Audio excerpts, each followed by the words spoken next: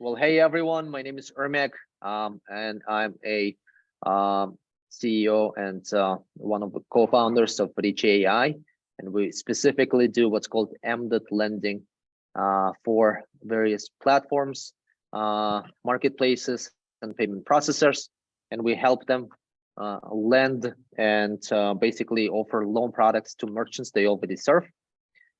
As part of our efforts to help different platforms grow and continue growing and stuff, we are hosting the series of webinars. This is our 5th or 6th maybe webinar that we've been hosting in the last few months. And today we have a really exciting topic. Everyone is hyped about ChatGPT, and we are on the same page with everyone else. And today we have Edward Dunn. And we're really happy to discuss with him this topic. Edward is has a PhD in psychology, and before that, or like right after it, he is also he worked in tech, and he's a certified system engineer at Microsoft, and today he does his own business. And he leads a digital agency called Edward's Dunn. I guess it's just Edward's Dunn Digital Agency. Is that how you? edwardgdunn.com. Yeah. Okay, cool.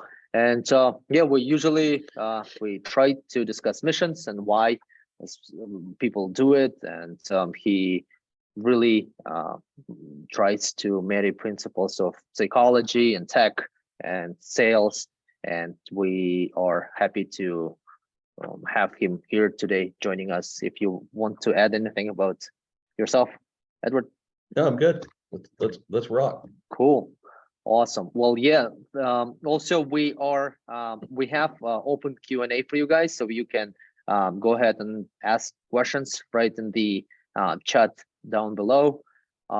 And yeah, that being said, Edward, please take over. All right. So thank you guys for having me on today.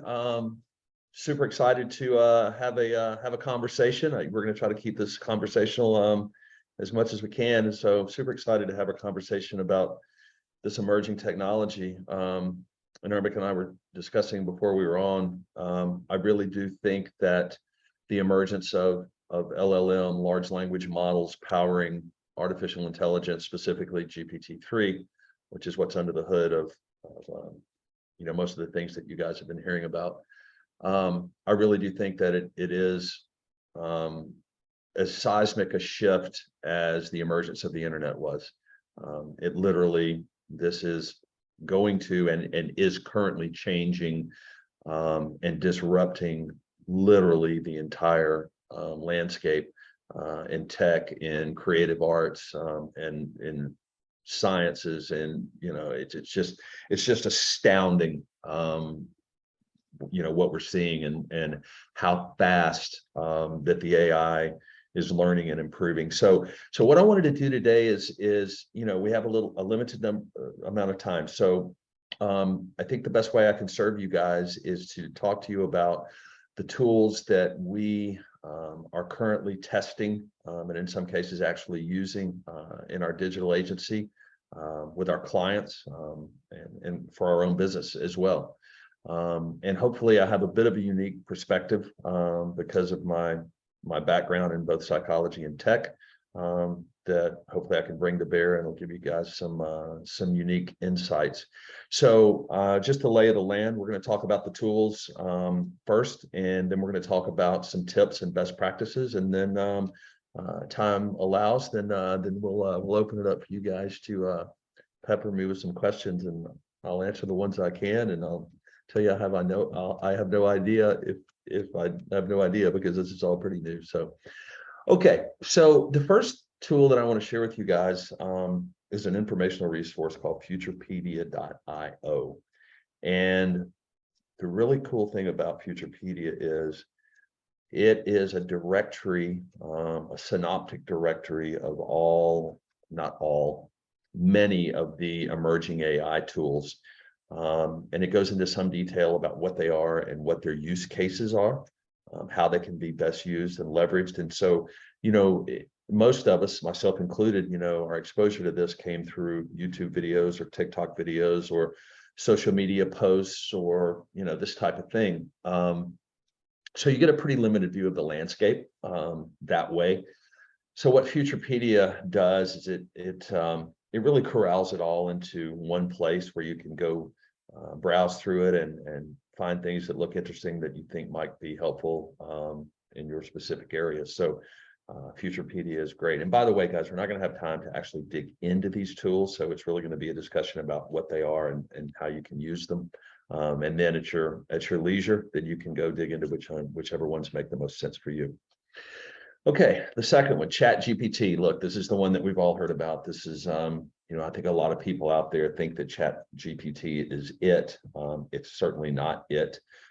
It is just another LLM, large language model, that uses NLP, natural language processing, in order to produce these astounding results that everybody's seeing. So, and it's free to get on, but if your experience is similar to most people, what you run into is a lot of times the servers are loaded up, they're at capacity, and you can't get on. So they have a commercial version that's known as Playground. You get to it through the OpenAI ChatGPT portal, just like you would standard ChatGPT. But then you just go a little bit further and you sign up for Playground.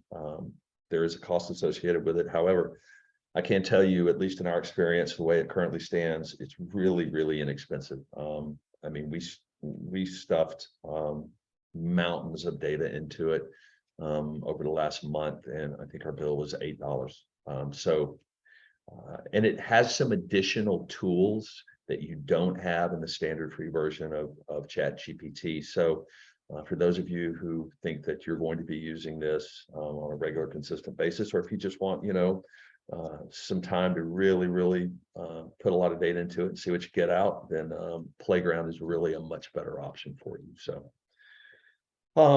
okay, so the next one, Fliki.ai. So for companies, organizations, digital creators who need to output a lot of video content, Fliki.ai is an amazing tool because what it allows you to do, you can go into Playground ChatGPT and you can create a video script, and then you can pull it into Fliki, and Fliki will actually create a video for you based on that script. And it has all kinds of really cool and amazing tools that will allow you to, they have all kinds of stock footage, all kinds of B-roll. They have AI powered voices that they can create that you can choose from. You can select your voice. It does captioning. You can select your caption style. I mean, there's just all these things that you can do. And I don't want to suggest to you that this should replace, you putting your head down as a content creator and creating, true to you, authentic, original content. However, I think most people suspect that the algorithms that are powering things like YouTube and TikTok, some of the others, favor content creators who put out a lot of content or are posting daily, for example. So what this tool does, I mean, how we use it is it allows us to fill in the gaps. So for example, if I've made a social media post or I've written a blog article, I can take that blog article, I can then feed it into Fliki.ai, and I don't have to go sit down and get my studio fired up and shoot video because it will create video for me. So this is really what I would consider a gaps tool, so that content creators can fill in those gaps and they can do it in a much easier way. And I think this is a good place to mention that what you're probably going to sense from me today is that I see this in its current iteration, this being GPT-3 AI tools in general, as a way to amplify your voice. This is a way that will save you a ton of time in a lot of different areas of your business that we're going to talk about. I think that the people who use it properly, who use it to amplify themselves, to increase their output level, if you will, are going to be the people who are going to get the best results from it. Okay, so the next one is Contentatscale.ai. Again, every one of these tools are GPT-3 under the hood.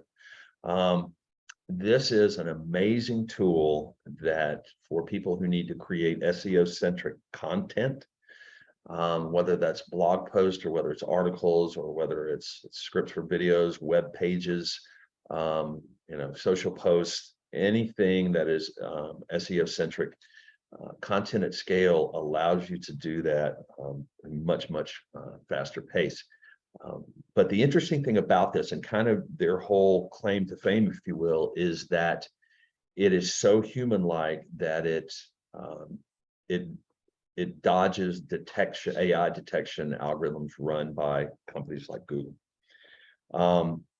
So a couple of things around that. So Google made the statement some time ago that AI generated content was a violation of their policy and it would be penalized. But just in the past few days, they've circled back around and they've changed their message, and they're saying if it's useful, even if it's AI generated, it will not be penalized. So this really comes back to looking at the outputs you're getting from any AI tool and really looking it over, making sure that there's not inaccuracies, and it will at times spit out things that are inaccurate or outright fictional. So you have to review it, you have to edit. But Contentatscale.ai will allow you to create, it's an amazing piece of technology, because here's what it does.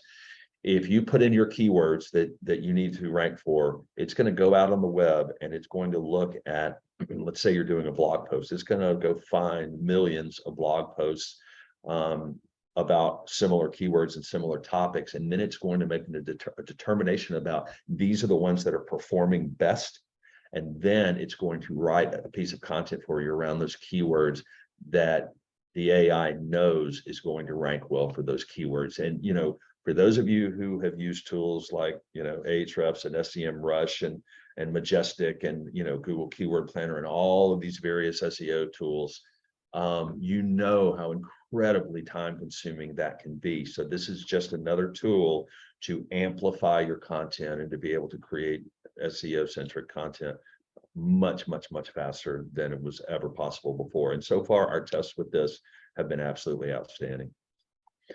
Okay, so the next one is getmunch.com. I love that name. So this is another tool that we've been testing with a lot of success. And so this is for people who create long form video content. So whether you're running a video podcast, for example, or you're posting long form videos on YouTube, what this will do is it will use GPT-3 to go analyze that content and then find the pieces of that content that are self-contained enough that they can be turned into short form video. This is something that our video editing team, I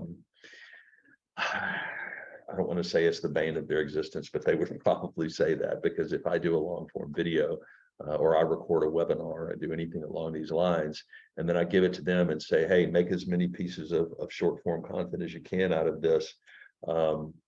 They roll their eyes and like, oh, great. So this is, it looks like this is really going to take that off of their plate, which I'm sure they're thrilled about. But it really does an amazing job, because it has to be smart enough to know, hey, this 45 seconds can be a valuable standalone short form clip. So again, just another way to dramatically amplify your output. Okay, Quillbot. I'm not going to spend too much here. Quillbot is a rewriter. It's a GPT-3 powered rewriter. So it can take any form of content and repurpose it. I'm not suggesting that you go grab somebody else's content and shove it into Quillbot, because that will not be your authentic voice and it will not resonate with your messaging it properly as it should. But what I am saying is, if you have created content, you can use your video script, or you can use a blog post, you can use an article, you can use, social media, anything, any content that you've created, that you've written, and you want to repurpose your own content, then you can put it through Quillbot and it'll create variations on it, and those variations are usually excellent. So,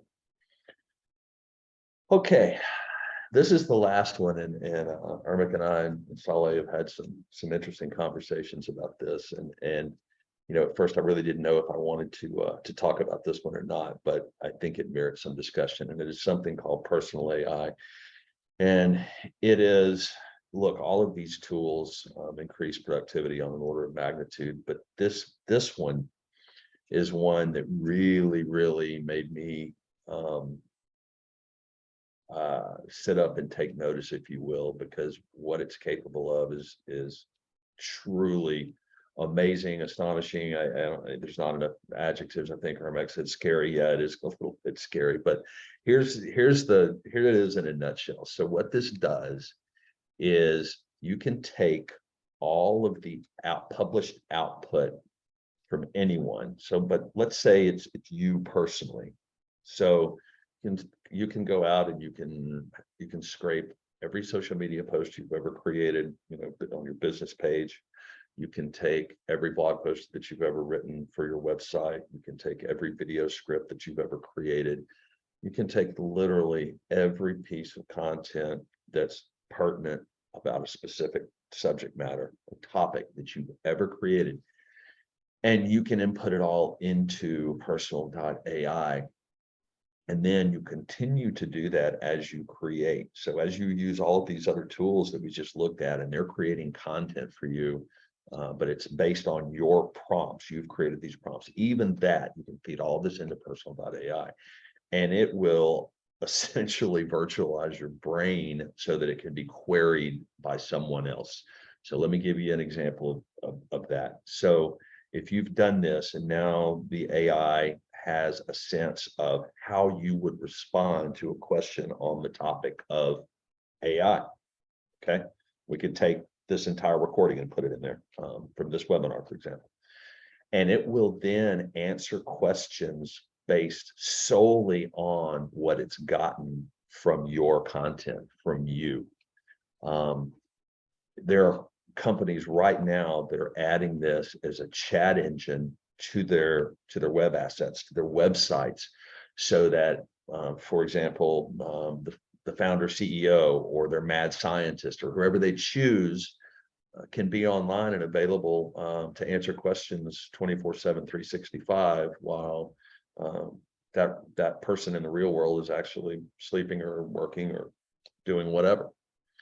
So if you think about that for a minute, that's crazy. And what people have figured out is, well, wait a minute, if I can do this for myself, then what can I do this for anybody? And we were talking about this right before the webinar. Someone went out and took Charles Darwin's book on the origin of species, the entirety of it, and pumped it into Personal.ai, and then created a virtual Charles Darwin. And if you want to have if you had any questions about evolutionary biology from the source, from Darwin himself, then you could ask it questions and you would get answers, and those answers would all be based on and only on what Darwin's mind created when he wrote that book. So you start to think about that. You can take any historical figure. I'm a big fan of Marcus Aurelius, and I could take the entirety of his book Meditations and pump it into Personal.ai, and then I could start asking Marcus Aurelius questions. Is it perfect? Not yet, but I can tell you this: the more that it is fed, the more it learns, and the more it learns, the better it gets. So, guys, this is a mind-blowingly revolutionary piece of technology. So I would encourage you to check out Personal.ai and play with it and see what happens with it. Okay, so I'm going to talk about a few best practices, and then I think we can probably open it up for discussions or questions. So first, you always want to generate a lot of variance. So anytime that you are creating with ChatGPT, GPT-3, Playground, these types of tools, you don't, nor should you, just because the first thing it spits out is really good, or you really like it, or you think it's really cool, that's great. But you know what? It will keep generating more and more variations on that if you ask it to, if you tell it to. So I think it's a little bit myopic to just assume, hey, well, this is good enough. Because however good the first thing is, it's capable of more. So I would highly encourage you, if you wanted to write an article or generate a blog post or create a social media post, have it do multiples and then look and see which ones are the best. And, the people who are going to use this to the biggest advantage of those are going to, look at, 5 pieces of output and say, you know what, I like this piece of this one, this piece of this one, this piece of this one. And then you can take that and you can make whatever edits you want to it and then use it. I really do want to highly discourage you, at least at where this technology is today, it's going to make it really easy for people to be lazy, which I think is a mistake. If you just start letting AI pump out all of your content and you don't edit, you don't review it, you don't make additions, improvements, changes, it's not going to serve you nearly as well as it could if you put your own authenticity into it. So I think that's super important. Another one, for those of you who do paid traffic, paid advertising, it's very, very difficult. And look, I run an agency that does a lot of this. And, you know, we all get a little bit of tunnel vision as creatives in terms of the angles that ad campaigns take. And ChatGPT understands what an ad angle is. It knows what that means. And so, you know, you may be building a campaign for, let's say, building a campaign for a company like Richie, and you know, you may be approaching it from one specific angle because from your conversations with the company, that's what came out and that's what your mind took away from it. Have the AI create multiple ad angles for it, because I promise you, in the online advertising world, it makes a huge difference. You know, people think, and look, you know, as a psychologist, I can tell you, it's largely unknowable how a mass of people, an audience, is going to respond to a specific piece of content, just like it's impossible for most artists to know what's going to be a hit song. The AI knows what's going to be a hit song, but that's another conversation for another time. But so by creating multiple ad angles, it gives you the ability, instead of launching a campaign with 1 or 2 ads and going, oh, well, that didn't work. Oh, well, launching 30 and then using digital evolution to kill off the losers and put the money behind the winners. And that's much easier to do when you have multiple ad angles and not just one. And I'm not talking about multiple ad copy. I'm talking about different headlines, different copy. Of course, you want to do that. I'm talking about coming at it from a completely different angle as far as what you're promoting. So AI is masterful at this, and it's one of the things we've been testing, and it's been amazing. I mentioned this earlier. I won't spend too much additional time on this, but you want to use AI to amplify your output, guys. That's what it is. It is the great amplifier. It is not to replace you. It is to allow you to be far more productive than you can be without it if you use it properly. Next, I want to mention this. Split test everything.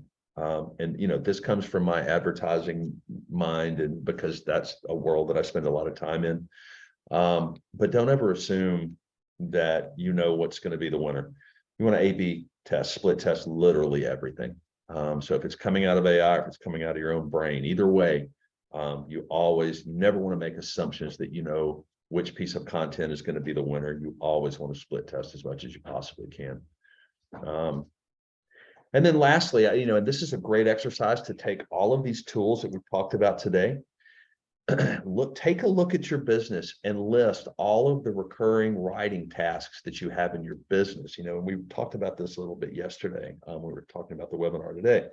And one of the things I mentioned, if you're a CEO and you want to send an inspirational email out to your whole team every day, the AI can write that for you. And then if you want to write it around a specific topic or specific area, you can have it do that. Think about the repetitive writing things in your HR departments, for example. If you have a list of policies in your policy handbook and you have an employee who is violating one of those policies and needs a warning letter, let the AI do it. Tell it which policy it violated and tell them to write a letter that tells them they better straighten up and fly right. You know, it can write your whole employee handbook, quite frankly. I mean, if you can go in there and put the basics in there and let the AI do the rest. So, you know, anything, you know, I think we all tend to lose sight of how much minutia there is in the day-to-day running of a business with regards to things you have to create. And guys, whether that's internal documents or internal memos, whether it's customer facing, or whether it's video content, web content, whatever it is, sit down and brainstorm with your teams and make a list. Hey, here are all the recurring writing or creative tasks that we have to create, and then go back and look at all the tools we talked about today and go, hey, which one of these could help us with this task? And then test it. Do what we've been doing, guys. Just test it and see if it works. See if it can make your life simpler, and if it can increase and amplify your tasks and make your day-to-day life easier. I promise you it can, but you just have to apply the right hammer to the right nail, right? And look, and we only touched on a few of the things that we've been testing, because these are things that we have some personal experience with. But look, go back to Futurepedia.io and look and see what's out there. Look and see what's available, and you do that, and guys, you're going to wake up in a brave new world. So that's all I have. So I'm certainly wide open to comments, questions, discussions, anything you guys have. Yeah, well, this was fascinatingly interesting, and well, thank you so much, Edward, for this webinar. I actually wanted to take your opinion, like basically just get your opinion on this. Sure. You have a PhD in psychology, so what's your take on it from that perspective? Like not from your consulting or tech kind of background, but mostly from like psychology. So my psychology background was very heavily focused on the psychology of language, linguistics. And so I probably come at this from a little bit of a different perspective. And because this is an LLM, a large language model, then I think that's something that I have some unique insights into. Watching what it's outputting, and if I look at that and I overlay what I know about human psychology and how people respond to language. Look, language, let me back up a little bit. Language is proof that human beings are capable of magic, because everybody says, well, there's no such thing as witches that can cast spells. That's not true. Language is a spell. How someone responds to, I love you, you're the most beautiful person in the world, that's something they may carry with them for the rest of their life. And how someone responds to, I can't stand you, you make me sick, can leave a scar for someone's entire life. So it is definitely spell casting. Now, that, keep in mind, I'm not using that in the sense of real magic, but you understand the analogy. Watching what these tools are outputting, it very clearly has an understanding of how language impacts emotion and psychology in human beings. And I think that's the thing that really, really shocked me, because I did not expect that. I expected it to create really great content, analytical content, those types of things. But there is little doubt remaining that it has a very specific understanding of what types and structures of language, the sequencing of that language, and how that affects emotional response in human beings. I wouldn't have considered that to be a possibility, but it clearly can. Does that answer your question? Yeah. I actually have a topic to discuss with you, I guess, after the webinar, but it's really interesting one. It's about different languages. I saw a video a while back. It said that different languages actually have different logical structures, and they can affect the way people think. And basically, like Chinese language can be very rational, creating very rational people, and versus, let's say, Russian language that's like very metaphorical. It's all about what's written in between the lines, and it creates a different language. And like they showed an example of that in German, word bridge is masculine, and because of that, all the bridges that Germans ever built were very kind of like masculine in nature. Yeah. And versus like in Spanish, the word bridge is feminine, and all the bridges built were the opposite. So I was wondering if ChatGPT, like speaking different languages, would be kind of behaving differently. It's a great point, and probably a great path of inquiry. Look, I mean, if it is as adept and adroit as using languages other than, you know, the languages it was originally programmed in, I don't know the answer to that question, but it would be really interesting to see if it creates the same level of emotional response and emotional awareness, if it's speaking, whether it's speaking German or French or Portuguese or English or whatever it might be. That's a fascinating question. Cool. Well, let's get back a little bit to before we answer some of the questions that also appeared here. Let's get to this business part of it. Sure. Bing or Microsoft just recently announced how ChatGPT would affect search engine, basically like the whole search concept. Yeah. Will that affect businesses? And if it will, how will it, do you think? I think, and look, I mean, this is my opinion, the speculation on my part. I think you're going to see, look, there's no question that you're going to see the title of this webinar, the rise of AI in search. But I think you're going to see a coexistence between traditional search and an AI generated search, at least for the short term. Who knows what the long term looks like, but because sometimes, you know, 3 pages of links for you to dig through until you find exactly what you're looking for is very, very beneficial.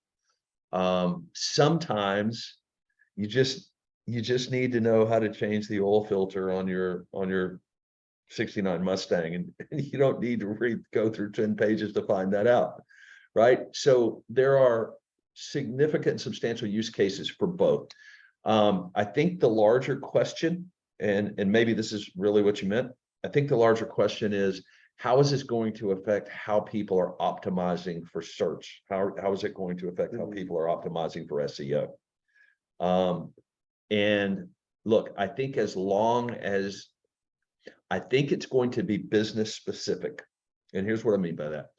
I think that if your business puts out the type of product or service or information that lends itself more to traditional search, then I think your traditional optimization and SEO practices will remain similar. However, I think if the products and services and information that you put out lend themselves to a GPT-3 style search, then I think all bets are off. And I think that book is still being written. Yeah, we'll see. We'll see, I guess. Would 6 months, 7 months, I guess. Yep. Who knows? Cool. Well, there is a question here. It actually says, it's more of a philosophical question, I guess, but are you fearful of how AI will affect and will be used in the future, you know? Yes. I mean, that's the honest answer. But maybe not for the reasons that have been hyped so much in the news. Do I think AI is going to, you know, go off the rails and kill us all? Probably not. But here's what does keep me awake at night. Artificial intelligence, ChatGPT3 is certainly not, you know, there's been AI for years and years before this. And, you know, it takes, here's the best example I can give you. It takes, if you have 100% of the monetary supply on the planet, it takes only 10% of that to run all the businesses on the earth. The other 90% is involved in currency movements and currency manipulation. If the Deutschmark slides a few points against the yen, or the dollar slides a few points, then all of a sudden hundreds of billions and trillions of dollars are moving from New York to London, or to any of the other major financial markets. That's something a lot of people don't realize. And that is all being done by algorithms. There's no one on the trading floor of the New York Stock Exchange anymore. You know, you see in the movies where everybody's screaming and yelling and the bells are ringing and the tapes are everywhere. That's over. That's long gone. The computers do it all. Well, the algorithms were written in such a way. Remember I said split test everything? That was written into the algorithms. And so what the algorithms do is, you know, they're making financial decisions, they're making investments, they're taking, you know, huge retirement fund pools and mutual funds and people's 401ks, and they're making super sophisticated financial decisions about where that money needs to move to and when and how much. And every piece of the algorithm that performs well, it's no different than genetic evolution. Every piece of that algorithm that performs well, it reproduces. Every piece of the algorithm that does not perform well gets killed off. This has been going on for well over a dozen years. So the developers, the programmers who originally wrote it, because of deep learning, machine learning, artificial intelligence, there's really literally no one on the planet drawing breath who completely understands what the AI and the algorithms are doing at this point. So 90% of the world's monetary supply is being tossed around by AI, and there's no one who knows how it works, right? I mean, if the whole thing broke tomorrow, there's not one guy they could call and go, hey, what do we do?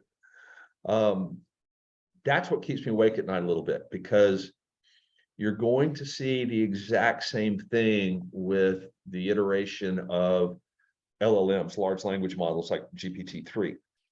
It's going to get to the point where its creators no longer understand not only what it's doing, but they will not understand how it's doing it. That gives me pause a little bit. And look, I mean, we were smart enough to build this technology. We should be smart enough to put guardrails on it. But, you know, like I said, we are in a brave new world. And Ermic, you made a great point. What we will know a mere 6 months from now will be, you know, the type of understanding that normally it would have taken 100 years to gain. So that's actually true. That's so true. That's so true.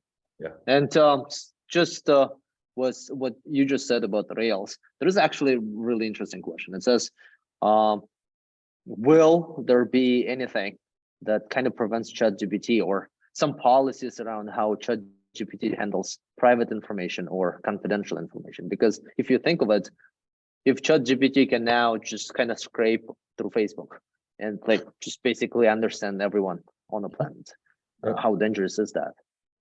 And is there going to be any policies around it, or are we actually, and how it's going to affect businesses? It's a great question. So let me answer the question with a question. How do you guys feel about politicians, which is who will be tasked with making these decisions? Because the tech companies are going to follow the money. They're going to follow the profits. They're not going to self-limit. I don't care what they say.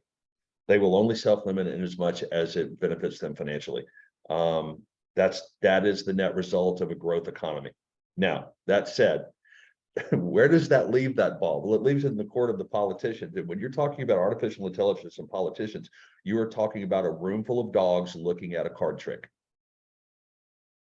So, yes, they have to put rails around it.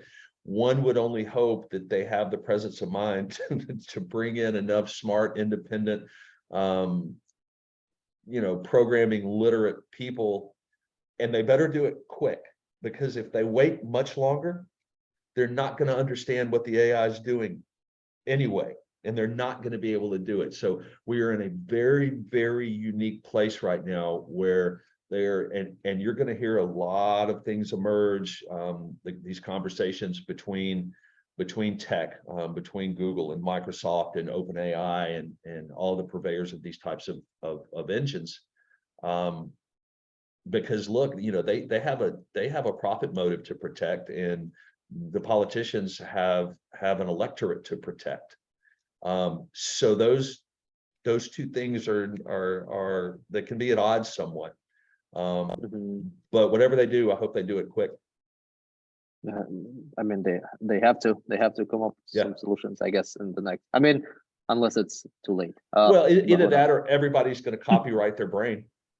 Right? Because if an AI can go out and, like you said, and suck up everything you've ever created or ever said, who owns that, right? Yeah, so true. There's actually a very interesting question here. It says, basically, well, think of it this way: there are lots of brands, and like any brand or any company holds kind of like intangible value, like value in it, you know. So how do you think businesses can ensure that they keep using ChatGPT, but at the same time, make sure that the ChatGPT, like that the actual tools they're using align with their brand and vision and mission and so on? I think there's no shortcut to that. I think it goes back to most of what you see on this best practices page, which is you again, caveat that's always here in its current iteration, you have to use these tools with a set of human eyeballs on them so that when it spits out content, that you can look at that content and say, you know what, this is not really in keeping with our branding, with our message, with our philosophy, with our mission statement, with who we are as human beings. I don't think there's a shortcut to that part.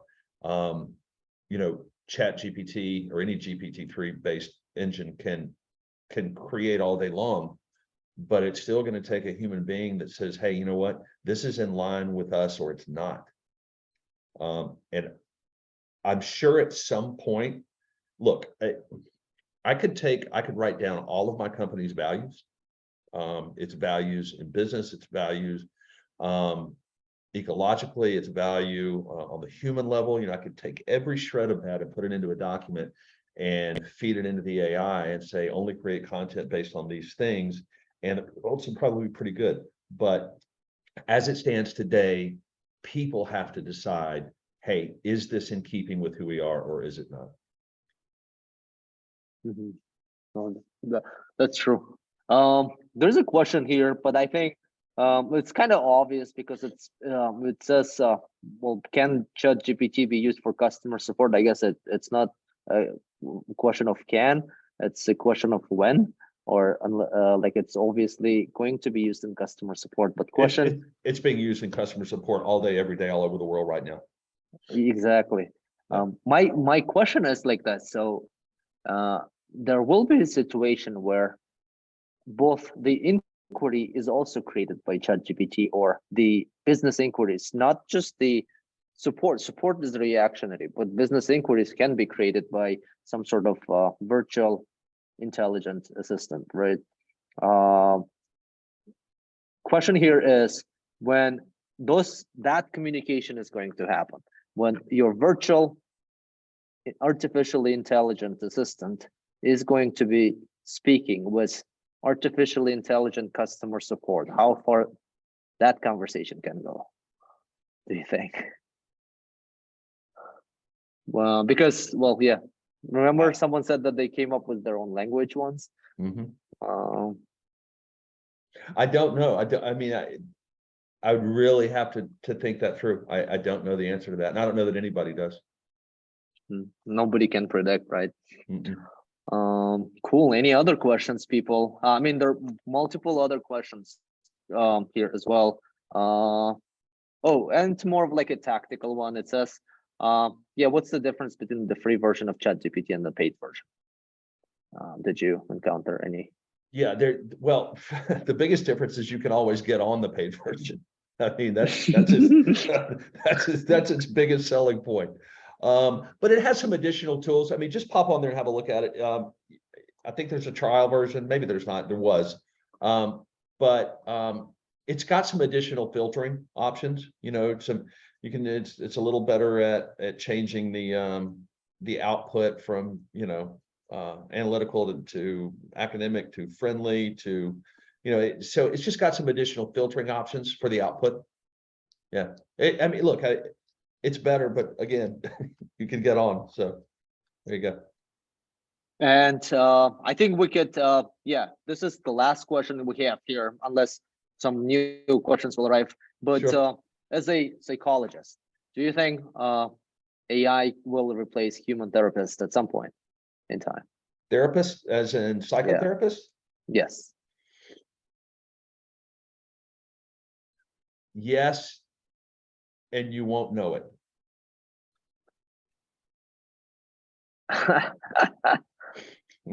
Mm, So, okay, so look, let's elaborate. there's no substitute for being in the same room with a therapist, because the vast majority of your communication is not language, it's nonverbal. So that's the issue. So if look, a high dollar webcam is pretty good, but a super skilled therapist, whether consciously or unconsciously, is reading all kinds of things that a camera cannot see. You know, they can detect pulse rate, they can, you know, GSR. I mean, there's all sorts of things that, whether they've systemized it into their conscious awareness or not, there's information that is available when you're in the same room with someone that is not available any other way.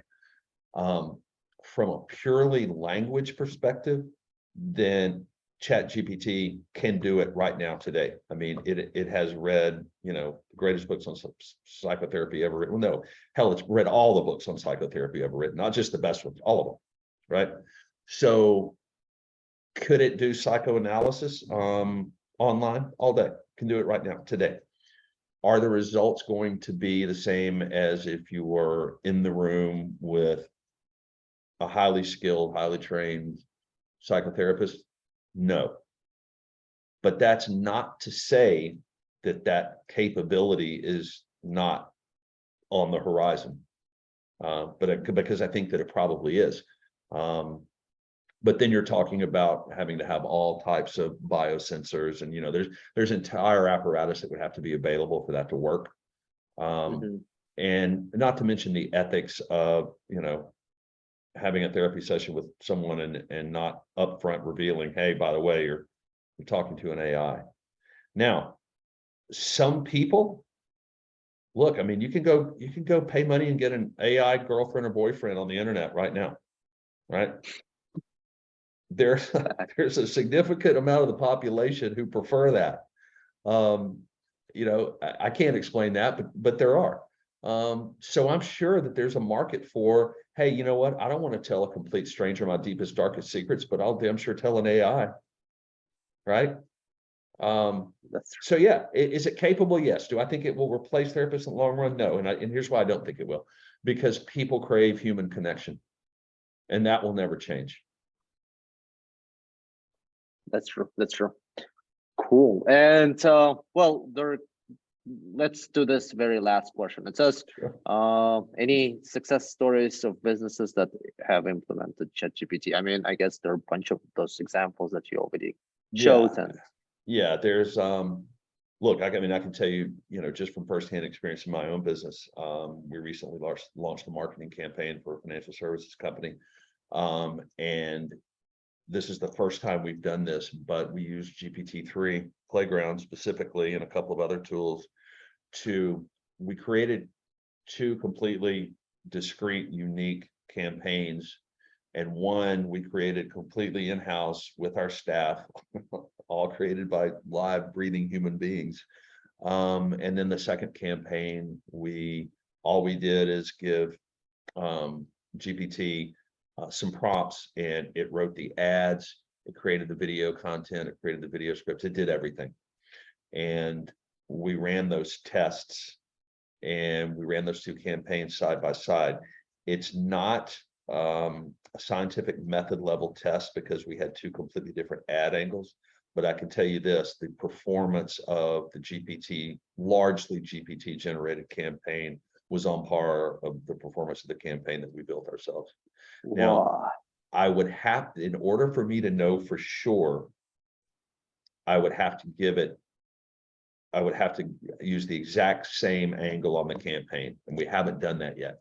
And the reason we didn't do it is because we were short on time, because they have a big webinar coming up and they need to put a lot of people in the seats. So we said, let's just build 2 campaigns, one from this angle, one from this angle, and let GPT build the second one.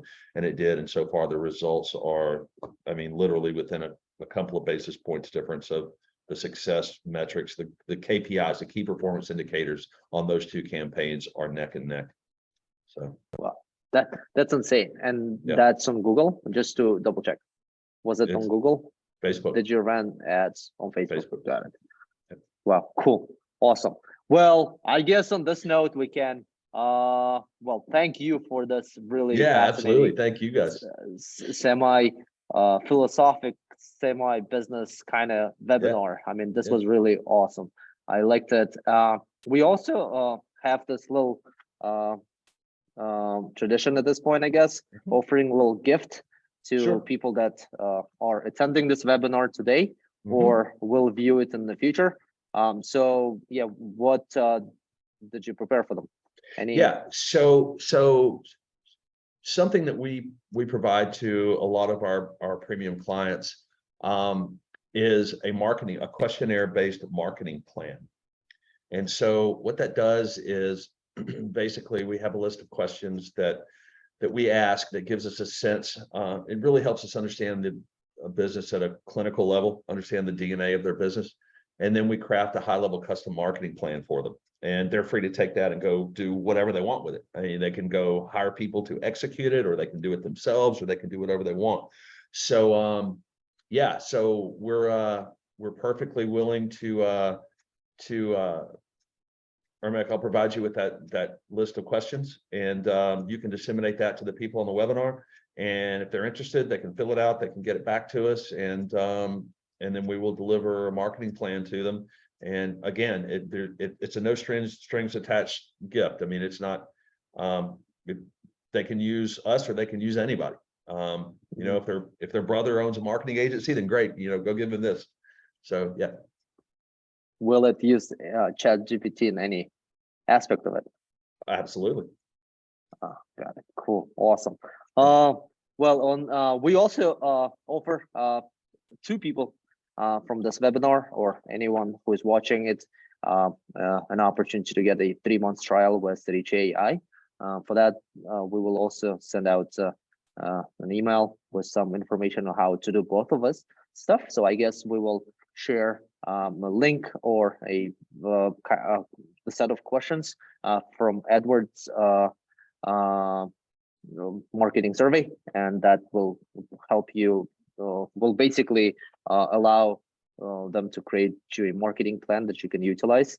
That being said, I guess, well, thank you so much, Edward, again, thank you for joining this today. And well, thanks everyone who came in. Really excited to have this play out for and have ChatGPT play out for you in the future, and for all the businesses that you run and will run in the future. Cool. Awesome. Thank you, Edward. Thanks everyone. Bye-bye. Bye-bye.